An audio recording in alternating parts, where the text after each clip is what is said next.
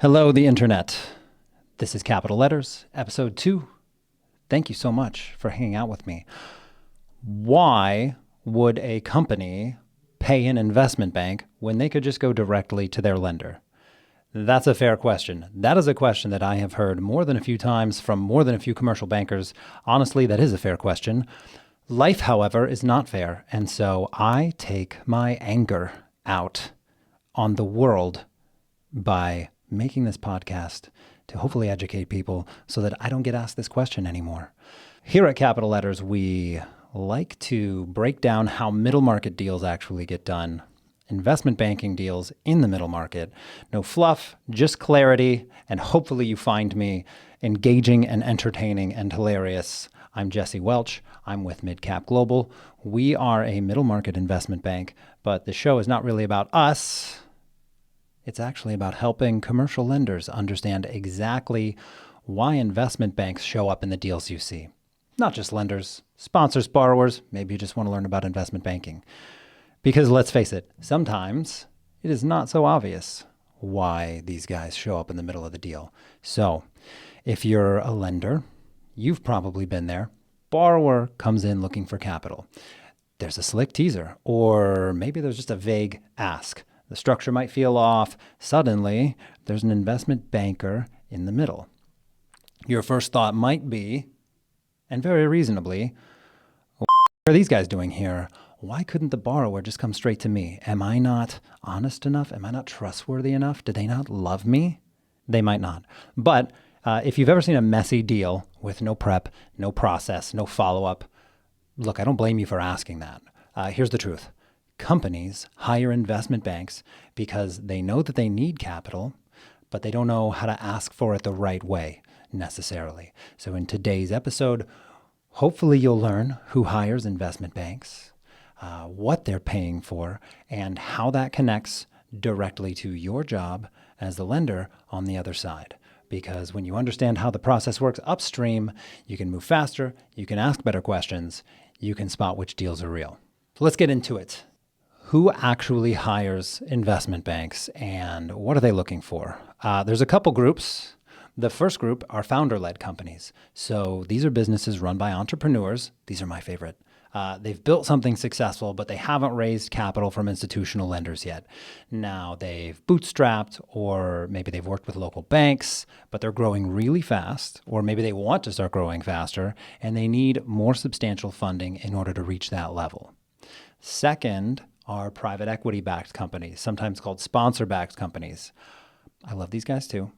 Even though they're institutional, these private equity firms oftentimes rely heavily on investment banks to run efficient processes or broker relationships, or sometimes just get a little bit more reach that the PE firm might not have. Third are high growth companies that are going through transitions. So think rapid growth, scaling very quickly, expanding into new markets. They're too big for their local lender, but they haven't reached institutional size yet. And the fourth group, these are going to be special situations, distressed companies. They often hire investment banks. The companies aren't bad, they're just complicated. So we need a sophisticated partner, and we need someone who knows how to handle complexity and nuance. Those are the type of groups that are going to bring on an investment bank. So knowing who hires investment banks helps you pretty quickly understand the story behind the deal. In each one of those four different groups is generally a few different archetypal stories, right? The founder-led company, the PE-backed company, the distressed or special situation company, and then the rapid growth company. Within that scaffolding, you can start to formulate a pretty consistent story for each one. If a company needs money, why don't they just go straight to their bank? Great question on the surface. It seems straightforward. Banks lend money. Companies borrow money. Simple, right? In reality, especially in the middle market, it is rarely that clean. So here's the first reason. Most banks have really strict lending criteria and clear concentration limits. Middle market companies, especially fast-growing ones, eventually they'll hit those limits. Local banks might love the relationship, but the size, the timing, the risk profile, the company's ask, it just doesn't fit the box. Doesn't mean they want to break the relationship. It's just not right at that right time. The second reason, communication. Companies are really good at running their business. They're really good at being companies. They're not always good at presenting their business to a lender. I've seen plenty of great companies with solid cash flow. They have really strong management. They just can't clearly articulate their story or financial model to a lender. And then the third thing is just timing. When companies need capital, they typically need it pretty quick. If they try to raise capital without experienced guidance, it can turn into chaos real fast. They can lose valuable weeks or months just fumbling around. The lenders get frustrated, the borrowers get frustrated, and then the deals stall. Everything falls apart. The CEO's wife or husband leaves them. The kids have to be taken out of private school and sent to a group home. The house burns down. And ultimately, everything descends into chaos and no one survives. Now, obviously, that's not exactly what happens in every situation, but you get the gist. Timing is very important. Finally, preparation matters. It matters a lot. When a deal shows up at your desk and it's ready, model's built, the ask is clear, the data room is organized, somebody put significant effort into it beforehand, that's what an investment bank or a good investment bank is going to put together and do for these companies. So next, we will talk about exactly who these companies are and why they're going to look to an investment bank for help. What do investment banks actually do to earn their fees? Yes, we do get paid for the work that we do. First thing, they get really deep into the business. A good investment bank does not just glance at financials and then fire off a teaser or 100 teasers. What they do is they figure out what the business really looks like. Then they're going to prepare, they're going to clean up, they're going to make lender-friendly materials, very specific, lender-friendly, clear financial models, logical projections, organized data rooms, concise decks, those type of things. Now, another really key thing that an investment bank is going to do, they're going to structure the ask correctly. So a really good investment bank is they're going to figure out exactly how much money that a business needs and what kind of capital makes sense as well. Occasionally, depending on the licenses and the services that bank is allowed to do, they might even issue securities, public or private securities, which allows them greater flexibility in the type of capital that business can raise. If you hire an investment bank that is able to, issue private securities for you, then, you have the option to raise preferred equity or common equity in addition to any debt capital. So what they also do is they're going to manage the process and the timeline. They're going to set clear milestones, they're going to communicate clearly, and they're going to make sure that everyone stays aligned and accountable. And then finally, the investment banks, they're going to manage your expectations and usually negotiations as well, right? They're translators. They speak lender.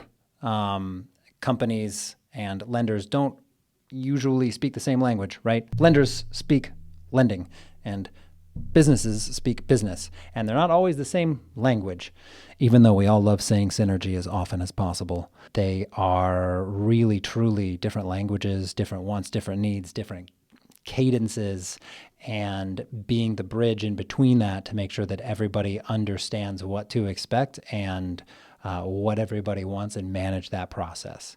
So now we're going to connect this directly back to your role as a lender, assuming you're a lender.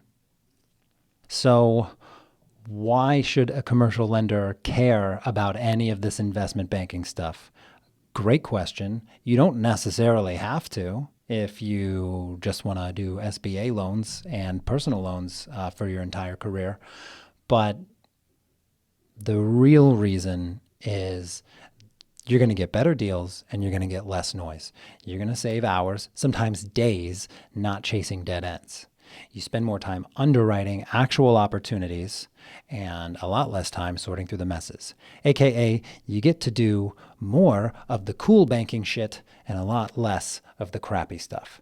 So sharper questions, faster answers, knowing the upstream process lets you ask those sharper questions earlier, right? Time is money.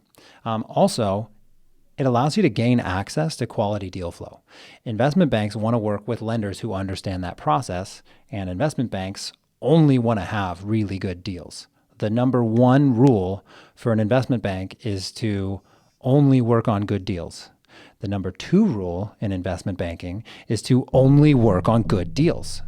So, as a lender, when you see a banked deal, it usually means the borrower has probably even paid a retainer to that investment bank. And paying a retainer is a strong signal that the company is very serious, very motivated, genuinely committed to getting the deal done. Also, you have a professional intermediary in there that shows you that there are multiple people from multiple parties committed to making sure that this process goes as smoothly as possible, and a lot of third-party validation that this deal does have legs. And then lastly, understanding the ecosystem makes you a valuable partner to borrowers. Borrowers really appreciate lenders who respect their effort and don't slow things down. So, on the next episode, what we're going to talk about, maybe, unless I change my mind, we're going to get deeper into the actual capital raise process from start to finish. So, subscribe to Capital Letters wherever you cast your pods. If you want to talk deals directly, you can find me on LinkedIn. You can go to www.midcapglobal.com and you can submit on our website. You can find one of our brokers. You can like and subscribe and follow and love and heart and comment on everything that we do. I'm Jesse Welch. Thank you guys so much for listening to Capital Letters. Go close something.